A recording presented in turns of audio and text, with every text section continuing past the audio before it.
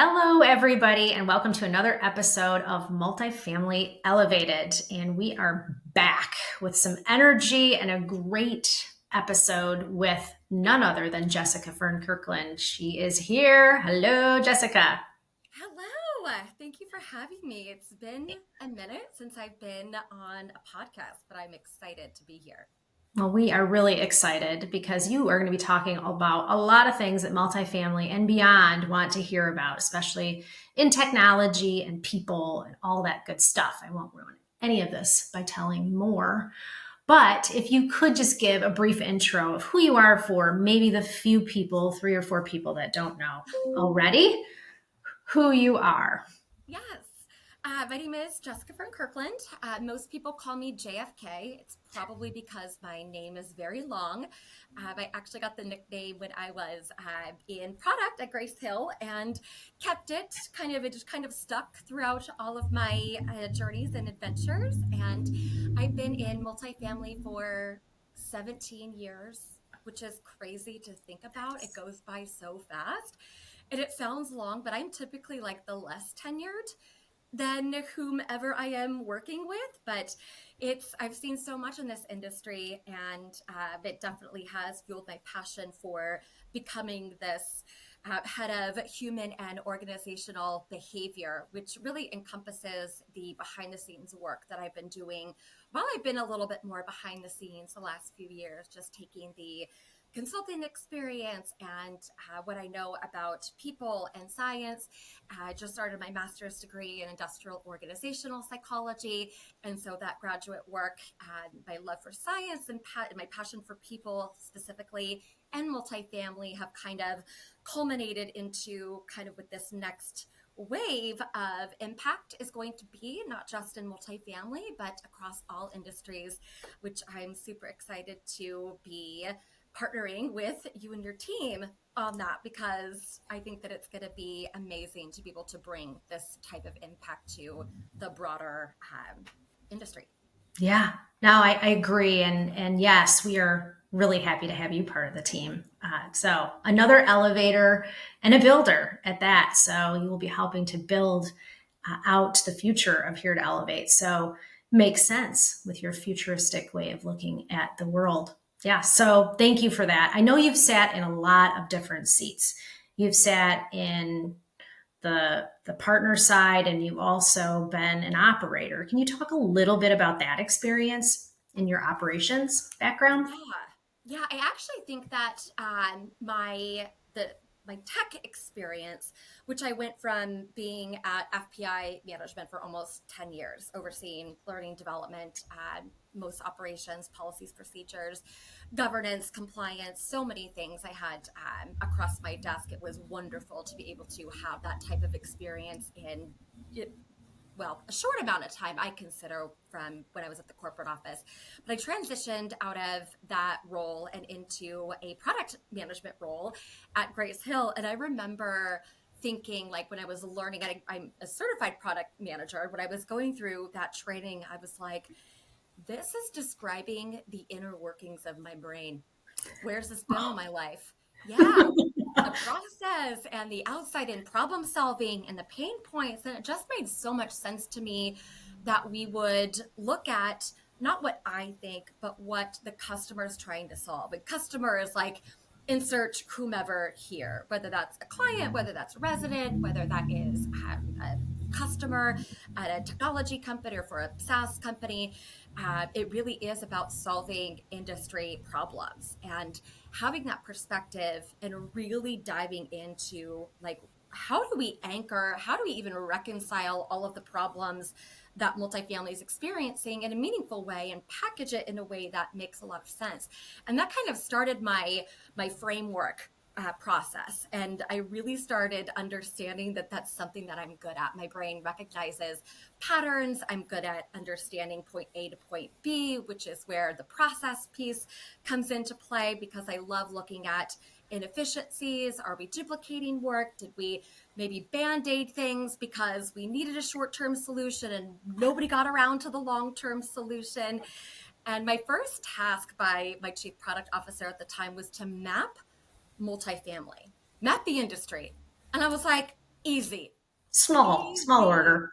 I was like, okay, how am I going to identify all of the nuances that exist in multifamily? And it took me a while. I think it took me almost a full month because I wanted to not only signify the different customers that exist within multifamily, right? We've got clients, we've got operators, we've got tech, but within those exist different systems, from a affordable lens to a conventional lens that's going to change the way the decisions are made. And what are the pain points for this particular audience versus this one? And then was able to layer in what is kind of my foundation in multifamily, which is the management agreement, the legal obligation to perform. If I'm a client and I'm looking at assessing a multifamily company, why would I not focus on the things that I'm legally obligated to perform? And those management agreements structure from what financials you're supposed to be giving on a monthly basis, to Mm-hmm. your marketing requirements, to your leasing requirements. And so when we are starting with the things that are going to keep us in business, and we need to do them well, that's where we started to anchor. So those became content categories and or training categories, or however you want. And it's the thing that I have layered into this map of the multifamily that I've used specifically when I've been working with tech companies as a consultant, that makes the most sense, because it kind of breaks down the flow between why does multifamily exist, like, which I did some research on, like where did multifamily come from? I was super curious. It's really interesting about that research. This is a side note, because I've got big nerd energy. So I'm always like, I want to research, I want to figure out the data, I want to know where it comes from. And what was interesting is when I was seeing, like, where did multifamily come from? Where did some of the pain points that we're seeing today, when did those start become in the mix? One of the biggest and hardest things to solve for in multifamily specifically is governance. All of the changing legislation, and it changes like that.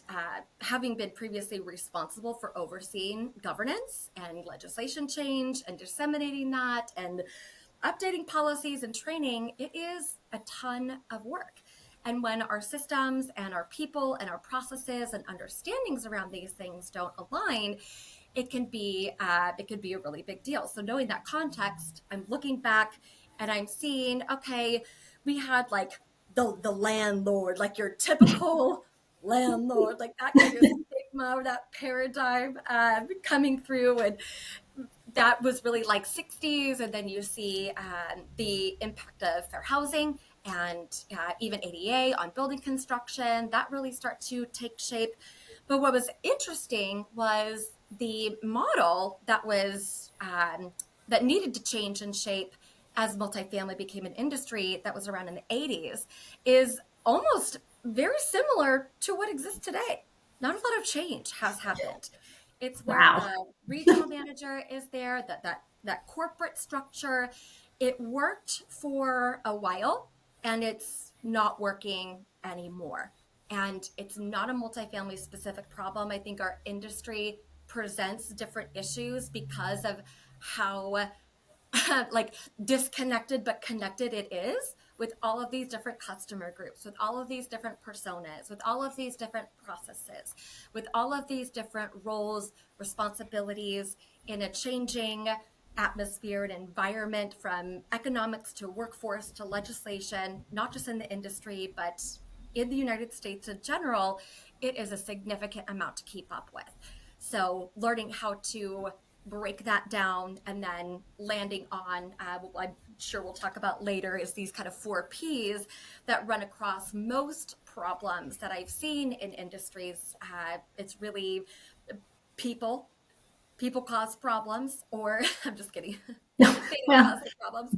They're the ones that fix it. People, and then our processes, which we talked about, platforms, which are the technologies, and then paradigms. You know, what are the beliefs and understandings about the organization that are and have become inherent to who the organization is, whether they like it or not. So I know I just said so much in there. So I'm just Oh, going to so take it away. good. No, that was great, and I appreciate that context because it does really explain holistically how you look at, how you can impact and what you solve for. It's fascinating, and of course, you said the beautiful word process. So I'm like, whoa, connected. But before even that, the 4 Ps, which is the title of this episode, it's not your typical 4 Ps, is it? It's not marketing jargon. It has to do with what you just described. And um, I would love for you to just maybe walk through that model for us and dig into it a little bit more because I think this is at the heart of what you are doing and the unique work that you're offering up. Because yeah, finding those friction points and really sparking that transformation, that's where you're at. Like, so can you take us through a little bit and tell us more about those P's? Yes. And I'm going to nerd out a little bit in the beginning because this is really where it stems from is people, we all have understandings of who we are through our self concepts. And self concepts are driven from experiences, and that's as we grow up, our worldviews, culture norms, work specifically has one of the biggest impacts on self concept because who we believe that we are, our values, when they're aligned with the work that we're doing, when we're allowed to express those things in our work environments, it creates motivation, resilience, innovation, teamwork, initiative, and those things that are outside of the job description but are critical to organizational performance are called organizational citizenship behaviors.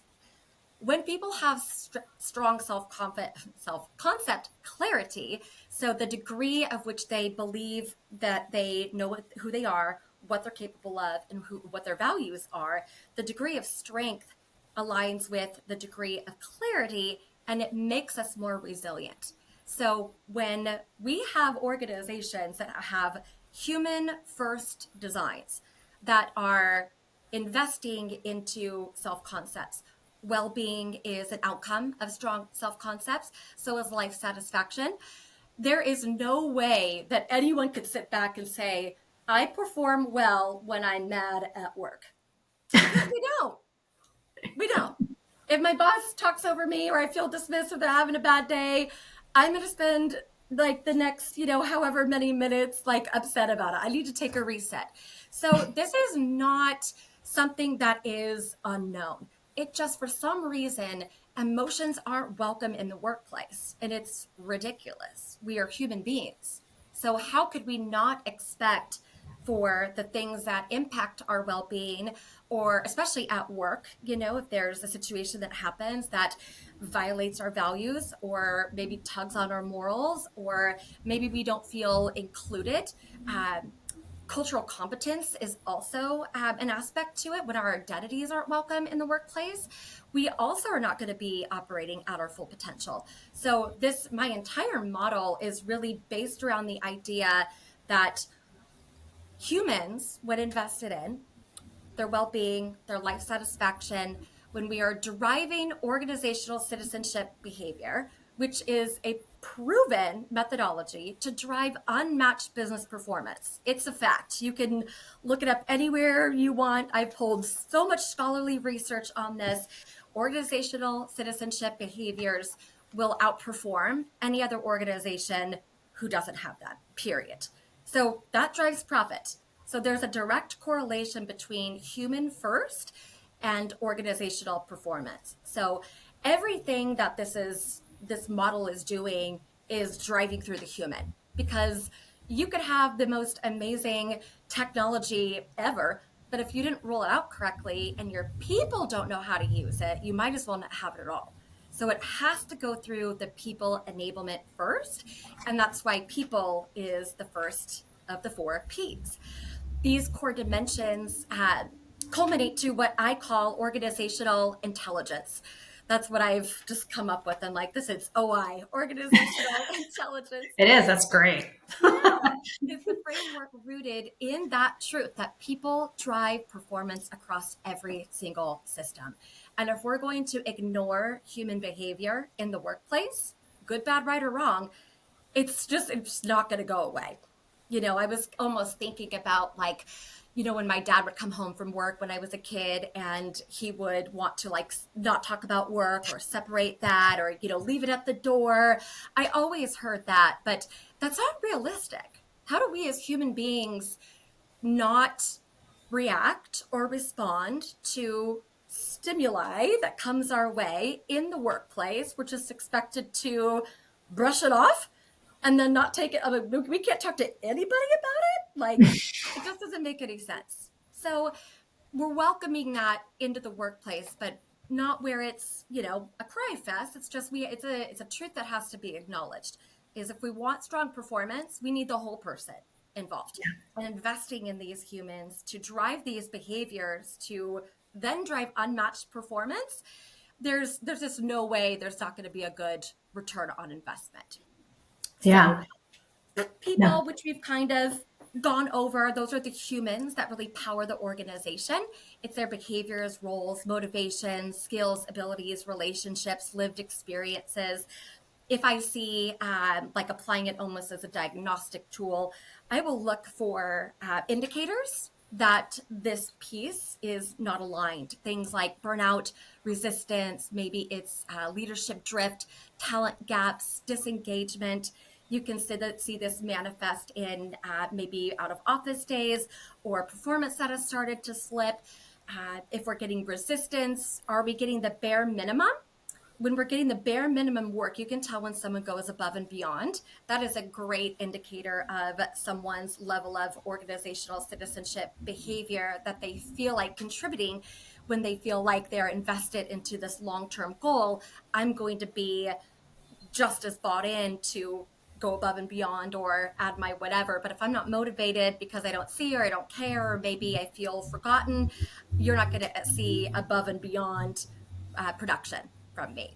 So when we're designing roles around real capabilities, leading with clarity, coaching for performance, and building culture around action and people and not aspiration, we can train all the things that we want in the world, the skill sets, but it's the mindset that is Mhm. operating through that we have to attack, not in a negative way, but like that's where the enablement goes.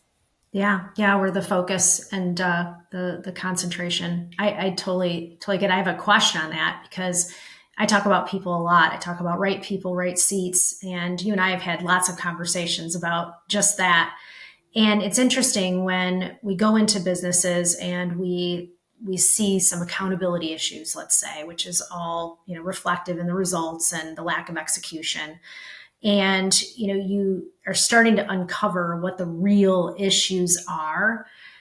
It's very often not the system that is the issue, but more so the culture, right? And where's the vision not clear, and where is the focus on that citizenship that you talk about, and really having a bar that people want to raise themselves to, and not the other way around. And it's just really it's a very interesting concept with that. And I also think, to your point, um, we have gotten away from that when we are looking at organizational structure. And that is why I always start with the accountability chart, because it's where the people are and whether or not they're in alignment with the right work to begin with.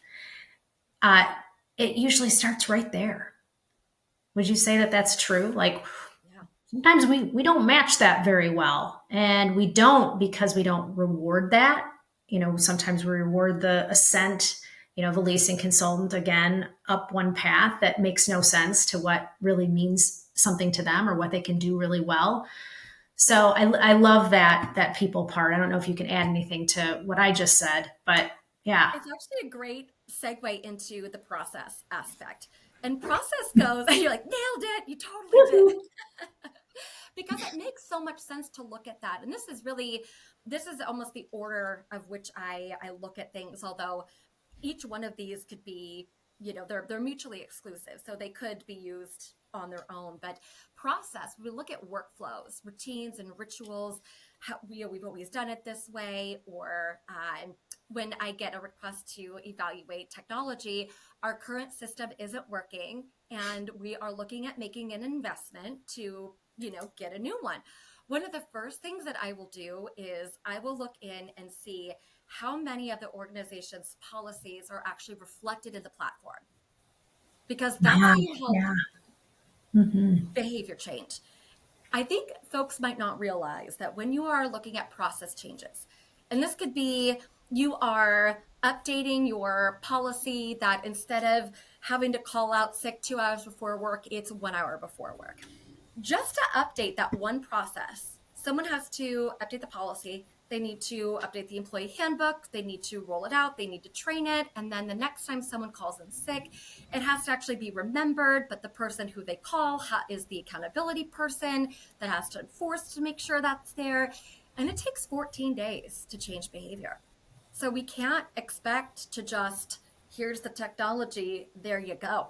I've saved companies more money than I care to say just by helping them use the resources that they already have by rolling it out correctly.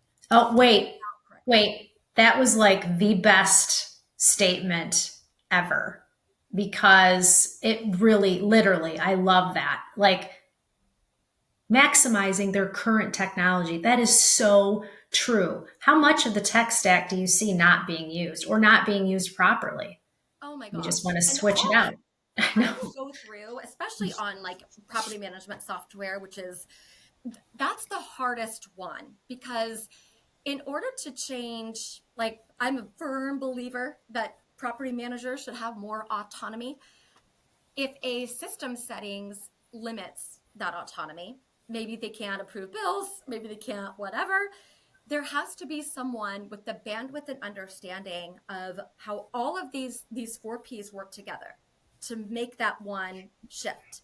Because if I'm going to allow my property manager to start approving invoices, that's going to require people enablement, a process change, a platform update, and an attitude shift. If I was not previously allowed to do this, I'm going to have to manage that new level of trust, that new level of insecurity that comes with change. Anytime there's a change, it always equals some form of loss, even if it's a positive change. If I get promoted, that's amazing. But I might be a little bit scared because I've lost my expertise in my current tenured role. There's always a loss. When we mitigate that loss and when we protect that loss, we're actually able to help employees and people grow and learn from change. The transition piece, where we've let go of what doesn't exist anymore, we've come to terms with it. We're like, okay, I've got this loss, it's not going to be here. And we are still crafting what the future is going to look like. That is the exact right space for innovation to grow. That's where we get to be creative. One of my tips and tricks with change management is inviting the people affected most by the change to be a part of the process to help design the solution. They're the ones that should be involved anyway, but I digress. I don't want to.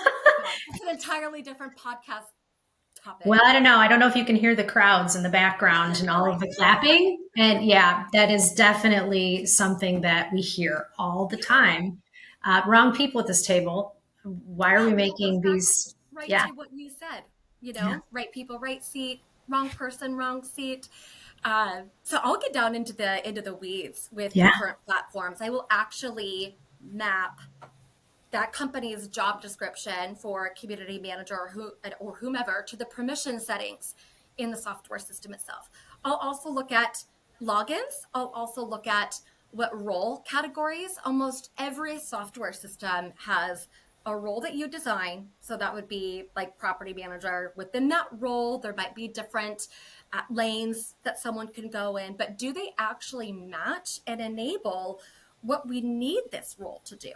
There have been times where that process has led to new role development. So if I'm looking and I'm seeing, okay, well, this job description doesn't meet industry standards, like you're hiring people out of the gate that are not, that don't have the skill set needed for today's environment, then it's going back and identifying what those skill gaps are between future state and current state, but addressing the job description right now so that way the people who are coming in are hired with that skill set while we're still fixing the rest of it. I've Ah, taken full on yes. platforms and re-rolled them out before, retrained, re-rolled them out, redone permission settings, cleaned up people who don't even work at the community, at the company anymore, get them out of the system.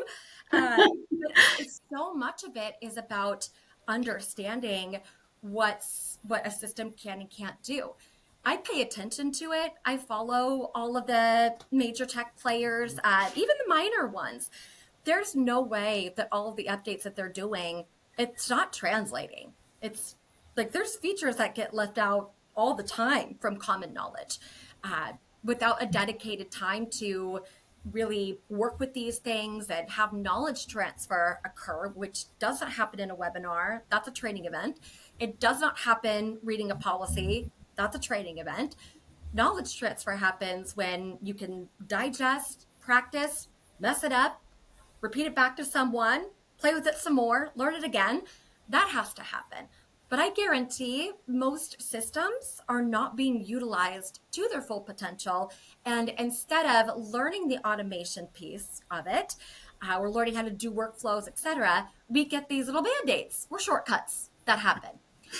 There was an organization I was working with that had a smart sheet and a Google sheet and a spreadsheet for the same process. They did not know with the same information. And the individual who was reconciling all three of these spreadsheets didn't feel like they had the autonomy or authority to say it was too much. They did it. They were just doing it because they felt like that was okay. This is what works best for the organization, and I'm just gonna deal with it. So that the process and the platform almost work hand in hand. But platform to me expands into what are the tools that the company is using, from communication methodology to how are you utilizing email, how are you utilizing different chats, are there rules around these types of communication, how do you enforce it, if there's an emergency, do you have something that says, like, is it structured? Structure can become repeatable, and repeatable becomes scalable without being prescriptive. It's a spirit of the incident, like take the essence of the incident or the situation, apply it across multiple situations, find the process and platform that can apply to every single one. You find that information out by having discovery interviews, looking at the organizational DNA. I don't love picking processes or platforms that go against the grain. If an organization is quick and dirty, we don't want to be long and detailed. We want to meet them where they're at and find things that intrinsically apply and will seamlessly integrate with the way that the organization already behaves based on the people there. And the hardest part is really those paradigms, challenging the beliefs and assumptions about the decision-making culture. And that's really going to be when your mission statement is read out loud, whatever people think inside of their head is the paradigm.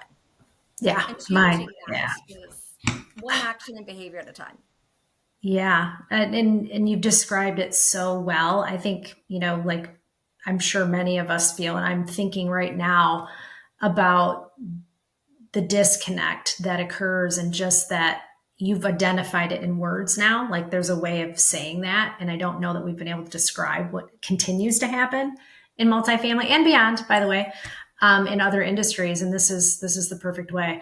I had heard this a long time ago, but it seems relevant to bring it up now. And maybe you have some thoughts on this as well, as it talks about, the technology piece is often the one that we implement first, and we're not looking at the structure, what's needed to run that particular business, the accountabilities of each person, and we're layering the tech on top of a system we don't even understand, which is the people system.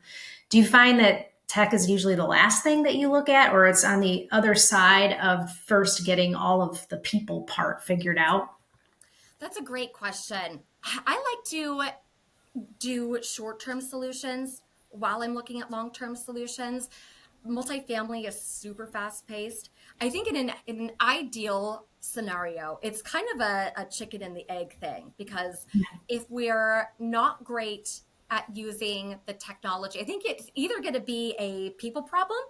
Do we have the right skill sets needed to actually use this technology, which is something that when I'm evaluating technology for an organization, I will look to see what skill sets exist in the organization today. Can your people manage this technology? And in order to look at that, I will look at their existing technology and see how many mistakes are being made. Are people using the system actively? Do they have enough experience? What are you not getting that you need? So is the software across organizational goals the right software to deliver those goals compared to current technology to deliver those goals? Sometimes you just grow out of things. But Yeah, I would it's usually true. look at the first technology that's currently being used, because it's going to be the biggest frustration, especially because it's a central hub where everything gets documented, especially in multifamily. If the property management software system is not being utilized, it's going to be huge. It's where financials come from. It's too important to our industry not to look at that first. But is it necessarily the problem? Maybe, maybe not. But I could usually figure it out pretty quickly. Yeah, yeah. Ooh, this is just really, really good stuff. We are coming up to time, which means we're just going to have to come back. That's the only way that we can work through this, because there's just so much more to talk about. You and I have been talking solidly for, gosh, it's been a minute now, and just you have so much to offer and to give. And I think this is exactly what our industry needs, and other industries. I'm just going to keep throwing that in there, because a lot of these problems are not just multifamily.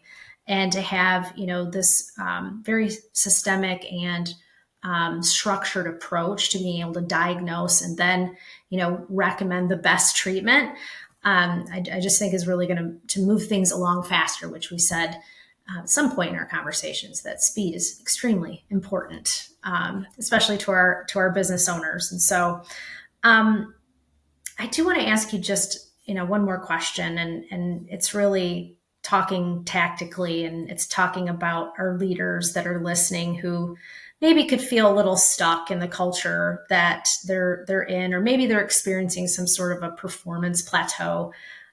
What's one behavior or mindset shift that they could make today that would have a positive ripple effect across their team? That's a really good question. I think the biggest challenge for leaders today is the weight of the decisions that they make. It's a lot. When I look at multifamily specifically, the leaders who are in big decision making roles, presidents, vice presidents, etc., got there same way I did. Hard work, grit, some sweat equity. I mean, I was started as a leasing agent. The highest role that I held was president, and I didn't get my psychology degree until I was already president. So I didn't have a college education. Now I'm getting my master's. Uh, but when you've built success doing what you do best, it's a hard thing to be on the edge of a technological revolution and in an industry where so many things are impacting. As a leader, to be able to raise your hand and say, I'm not sure what exactly we need to do, but we got to do something. And I don't know if I'm the right person to come up with that solution. Like Yeah. owning the role that you're in and facilitating the strengths around you to be able to holistically problem solve is a big one. So I think that leaders acknowledging that they don't have to have all of the answers. I also see more conflict and more things not change because of ego-driven leaders. One of the biggest questions that I'll ask myself when I'm, if I feel like maybe I'm in my own way, or it's just an ego thing, or you kind of get that, oh, I don't like the way that felt, is am I using my mind, or is my mind using me? We can translate that to the organization. Am I running the organization, or is the organization running me? Yeah. Wow. What great advice, Jessica. Thank you so much for that. I think that we've gotten a ton of nuggets out of this conversation. But if people want to talk to you more, I'm sure they will want to. How should they find you? What's the best way? I am all over LinkedIn, and that's probably the best way. Yeah, LinkedIn. Hit me up. All Talk. right. Yeah, it sounds great. Sounds great. Well, thank you again, Jessica, for spending your valuable time with us today and all of our listeners. And of course, we'll have you back. Of course. Till next time. Till next time.